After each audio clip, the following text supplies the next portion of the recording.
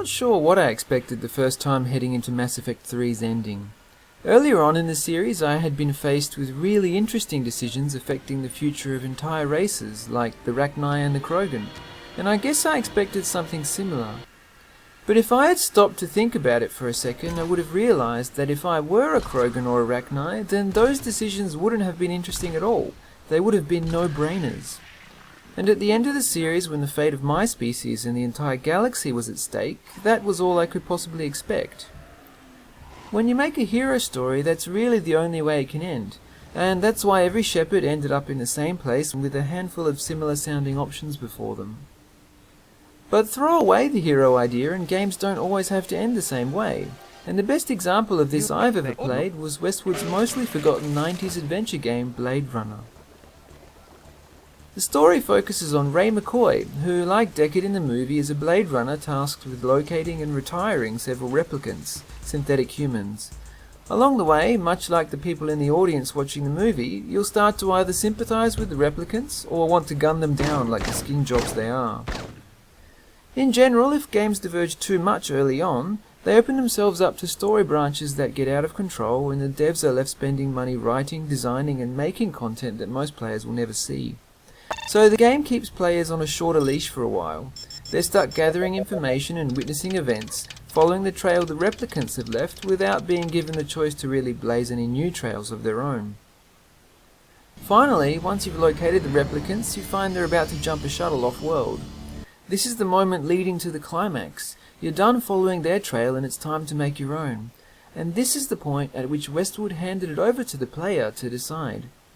It's close enough to the end that they didn't have to work on too much content that most players will never see, but it's early enough in the story that the decision still matters. Compare this to Mass Effect.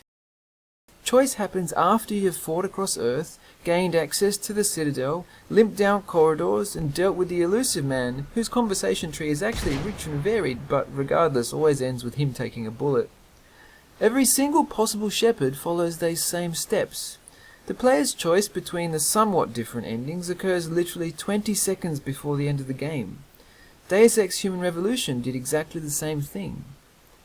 But in Westwood's Blade Runner, at the point you get to decide to go your own path, the game isn't over. It's just heating up. You don't select and watch the ending, you play it. You get a call letting you know the location of the replicants. The call comes from one of 4 different people depending on how you played the game. If you're a replicant killer, the call will come from fellow Blade Runner Crystal Steel, and you'll go together to give the replicants an early retirement. If you're a replicant sympathizer, the call might come from Clovis, the replicant leader. You'll have a final confrontation, this time with Crystal Steel, before boarding the shuttle and jumping off-world with whoever's left alive in your game. Either way, if you've developed a relationship with either Dectora or Lucy, the call might come from them. You have the option of just forgetting everything and running away together, or you can take them to the shuttle and escape together with the rest of the replicants. In this 5th and final chapter, you can take one side of the human replicant divide or ignore it completely and run away with your love interest. A true friend in your game could be a sworn enemy in someone else's. The guy you murder for cash in one game could be like family to you in the next. Or he could just be some guy that ultimately doesn't matter because you decided that your game was about true love. You make the ending your own. Comparatively, in Mass Effect, every ending is about stopping the Reapers. You could argue that one ending is about revenge and another about power and a third about unification. But for me it felt like all the endings represent different levels of success more than real player expression, with the way they're unlocked by tying them into your military score, which is affected mostly by game completion rate. I just picked the best one available to me. Perhaps the ending of Fallout New Vegas would be a better comparison to Mass Effect, being an RPG with a final showdown that has very different choices, but I didn't pick these 2 games by accident. Sure, one's a modern RPG and the other's an old school adventure game, but they're both science fiction stories about the conflict between biological and artificial life. They're both mostly linear stories with things you get to modify along the way, such as who you are romantically interested in and who lives or dies. But only Blade Runner has a story that opens up towards the end, allowing players to express themselves and make it more of an interactive experience than a fun ride on the Saviour train. Shepard was always going to be the hero of the galaxy.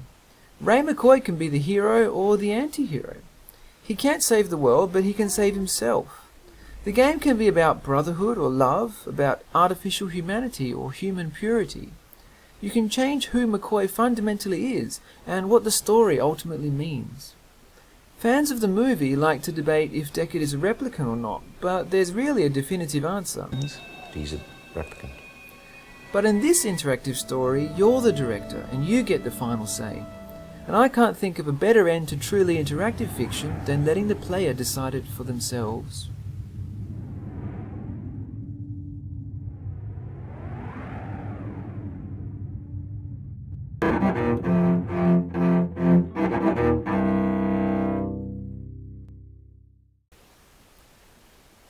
I really enjoy making these videos, but it comes with a lot of crap to deal with. This time I had to spend time with Origin support getting Mass Effect 3 running at all, and I had to play all the way through the Blade Runner twice. That's in addition to all the usual crap like endless script rewrites, having to re-record audio because the baby cried again, and editing software crashes. So lots of fun, but lots of crap, and anyone who's ever worked a job knows that there's nothing like cash to help me put up with a bit of crap. I'll keep making these videos either way, but if you want to keep me sane while I do it, please consider supporting me on Patreon. The link's down there in the description. Thanks!